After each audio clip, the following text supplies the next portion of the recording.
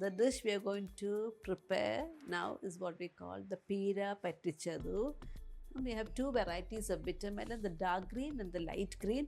So you can use either. The dark green is a little more bitter. The more bitter, the more healthier. The technique here we are going to use is a very special technique. So it's one of the most healthiest preparation, what we call the conscious cooking. So everything is going in raw into the pot, and I'm using a clay pot here because we are going to put some acidic tamarind, which is the Malabar tamarind, otherwise it's called kukum. It's not the regular tamarind, it is smoke dried, that's why it's black in color, it has a smoky flavor. And then we have freshly grated coconut, we have shallots, plenty of minced shallots, green chili, curry leaf, and fresh coconut oil. So for this cooking, we do not need to turn the burner on first. We want a room temperature pot. So first goes in a shallots, the green chili. Green chili according to how spicy you want. You want it mild, less green chili. The curry leaves, beautiful freshly grated coconut.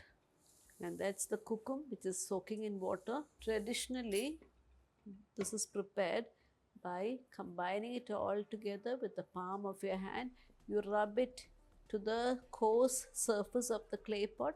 I have my beautiful coconut shell spoon, which will also serve the purpose.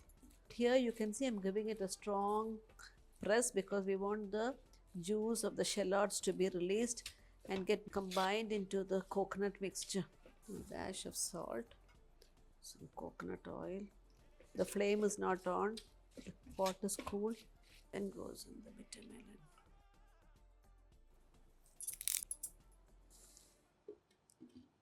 Low flame, we want the bitter melon to sweat slowly.